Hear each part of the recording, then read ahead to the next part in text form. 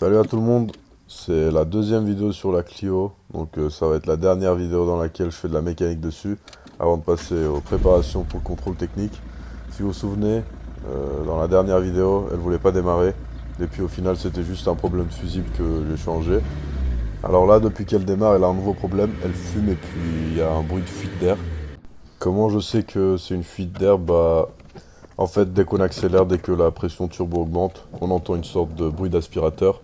C'est l'air que le turbo veut envoyer au moteur qui fuit quelque part, donc ça doit sûrement être une durite. Donc là, ce que je suis en train de faire, c'est je suis en train d'enlever le boîtier d'air. Donc j'ai défait tous les capteurs, j'ai défait la durite. Donc là, j'enlève le boîtier. Et puis, comme j'avais prévu, c'est bien une durite qui est mal connectée, qui est pas connectée. Je sais vraiment pas pourquoi elle est dans cet état. Mais moi, tout ce que j'ai eu à faire, c'était la remettre à place et puis resserrer le collier. Donc depuis, ça tient. Et en plus, la durite, elle est en bon état.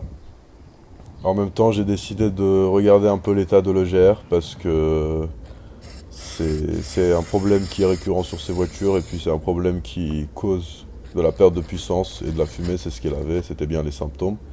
Et puis, il était très encrassé comme vous pouvez le voir, il bougeait même pas. Donc là, ce que j'ai fait, c'est que j'ai mis du produit nettoyant EGR. Je l'ai bien laissé agir et puis le GR il est comme tout neuf, il bouge, il s'ouvre, il se ferme. Donc je l'ai remis sur place.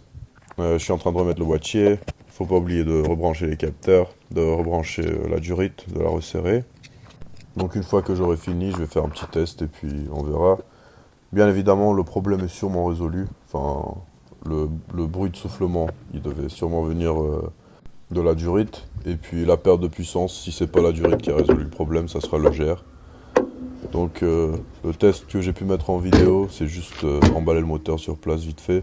Mais depuis j'ai eu le temps de faire un petit tour et puis de vraiment tester la voiture. Il n'y a plus aucune perte de puissance, plus aucune fumée. Elle tourne comme une horloge donc il n'y a plus aucun souci avec. Voilà.